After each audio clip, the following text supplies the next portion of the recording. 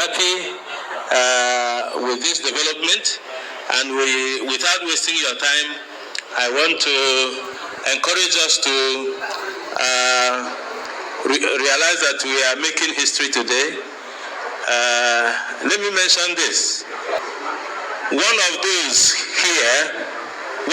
who answered our call here today will emerge as governor of Ebonyi State. By divine arrangement and as it pleased God, Right Honorable Francis Ogbonnawifuru emerged as the winner in the 2023 gubernatorial elections in Ebonyi State and became the governor of Ebonyi State since 29th May 2023.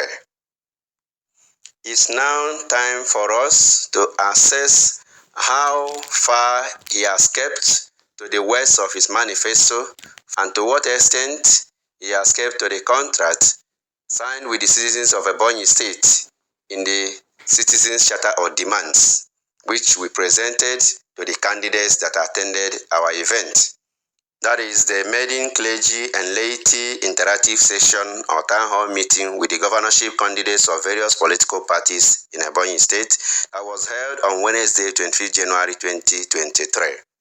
Let us bear in mind that the role of the Catholic Church in politics is to instruct and enlighten the consciences of the faithful, particularly those involved in political life, so that their actions may serve the integral promotion of the human person and the common good.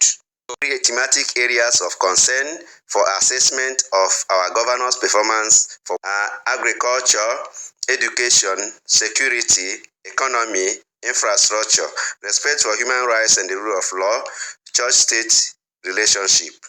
Let us now patiently listen to the manifestos of His Excellency, our dear Governor, Right Honorable Francis Ogbonnawifuru, after which we listen to our Citizens Charter of Demands. Then you go about making your assessment from what you have heard and what you have seen.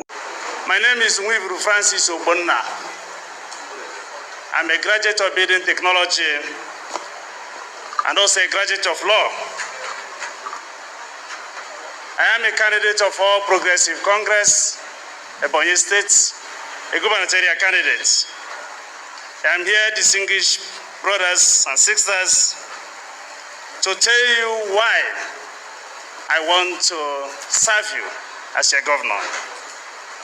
On this note, I have only one agenda. And what is the agenda? Liberation. And that agenda centered on what we can achieve and what we can do for ourselves, not what governments can do for us. As a human being, you should be able to build a confidence that you too can do something for yourself before you seek government's attention. On this note, my manifesto is themed Manifesto, the People's Charter of Needs, not what government wants. And what I mean by People's Charter of Needs and not what government wants is very straight, and I want you to understand it very clear. In my own understanding, if you come to the area of education, you ask yourself, where are we today? Today in the area of education, we've done very well. As far as I'm concerned, the government of Ebonyi has been able to lift Ebonyi State in that backward state of education to a very enviable height where we are today. So many states are scratching to get to that point. And I'm very much grateful to God. But are we in a place that we're supposed to be? The answer is no. Why? We didn't show much interest in the area of appropriation, in the area of being focused in our own education sector. And what do we do now? What we are going to do is to appropriate more resources and be more focused and know where we came from. All of us are from the villages, and we know we school at the community primary schools. And today, government primary schools are already the primary schools of the indigent. It's no more the primary school of everybody. It's now the primary schools for the indigent. So I want to build a primary school where everybody, including my own children, will sit down and school with the children of the poor. That is my intention. And I say it clear in my manifesto that there is no need me sending my children to private school. Whereas the children of the electorate, those that trust me and gave me their mandate to serve them, are schooling in the public school. So my own children and the children of all the political appointees will school at the public school. So in the area of health, today if you look at our federal teaching hospital, I call it at all times the mortuary center, because we can't see health there.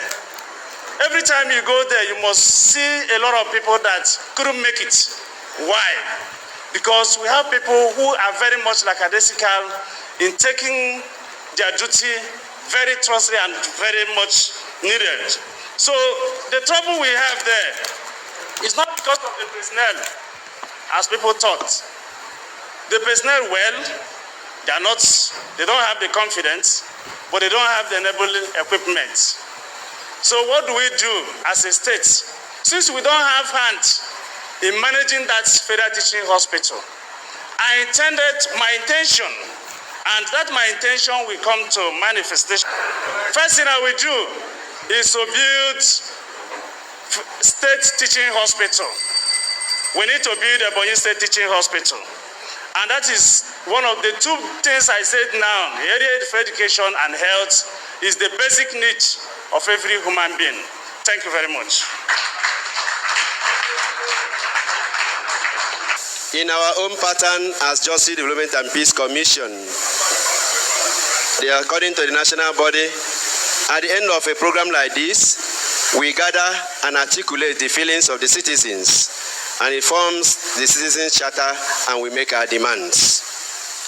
As citizens of Nigerian nation and Ebonyi State in particular, who have had the opportunity to interact with you, our dear governorship candidates of various political parties, we wish to make some demands through this charter of demands, believing that your acceptance of the charter will convince the citizens of Ebonyi State of your goodwill and make your manifesto more meaningful to the would-be voters, who in turn can use the charter as a basis for their demands and take appropriate collective action to ensure that they are achieved after the election. In this charter, the core areas of our concern in our interactive session form the development needs of our state. The core areas of concern in our interactive session / town hall meeting today are agriculture, education, health, security, economy, infrastructure, respect for human rights and the rule of law, and church-state collaboration. On agriculture, giving grants and soft loans to all farmers, providing modern tools for agricultural needs of our farmers. Education, providing free and quality education for all Ebonyi pupils in public institutions. Payment of bursary to all students from Ebonyi State in tertiary institutions from time to time. Subsidizing the cost of registration for WAEC and professional examinations for Ebonyi students. Providing conducive learning environment and necessary facilities in public schools. Giving better remuneration and conditions of service for both the teaching and non-teaching staff of public institutions.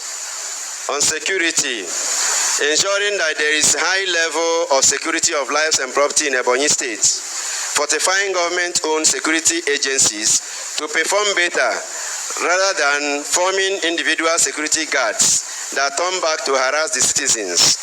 Seeing to peaceful settlement and resolution of intercommunal crises in different parts of Ebonyi State. On economy, enhancing the ease of doing business in Ebonyi State, creating job opportunities for the teeming population of our unemployed youth, prompt payment of salaries to Ebonyi civil servants with no delayed action in giving promotions and gratuities, as well as payment of pensions, building industries and harvesting our mineral resources, investing funds generated internally for the well-being of all Ebonians. On infrastructure, continuing the good works of the past governors, especially the outgoing governor, Engineer David Nweze Umahi, regarding infrastructure development, especially on road construction, ensuring that uncompleted projects of the outgoing administration are not abandoned.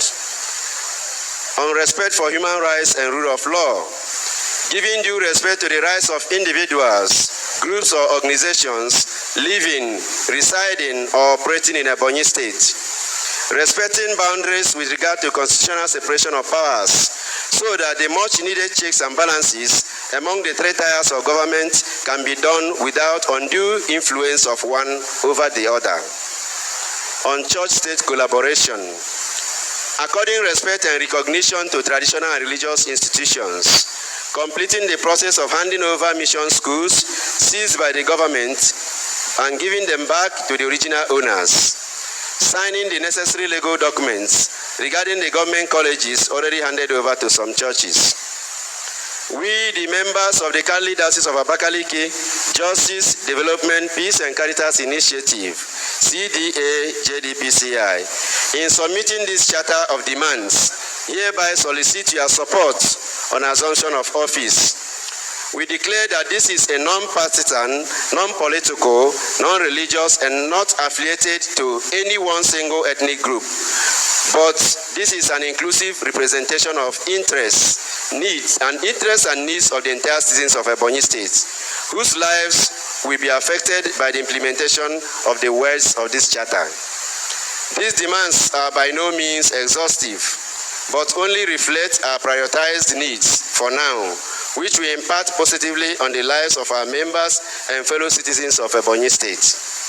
By God's grace, if you become the governor of Ebonyi State, we appeal that these demands go into the budget during your budget planning process. Signed, Reverend Father Samuel Okori, Director, CDA-JDPCI. If one of you wins, I want to see a situation where the winner will invite the rest of you and say, you had good idea on this. You had good idea on this. I want you to assist me to achieve that which you had wanted to do, but the opportunity has come to me.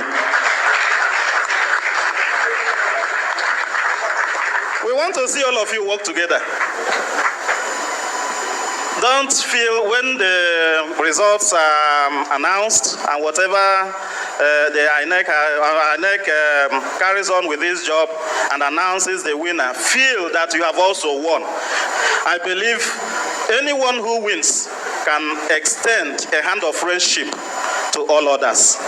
And together we will win big, we will win strong, and our state will shine more brightly in the Committee of States in Nigeria. Thank you.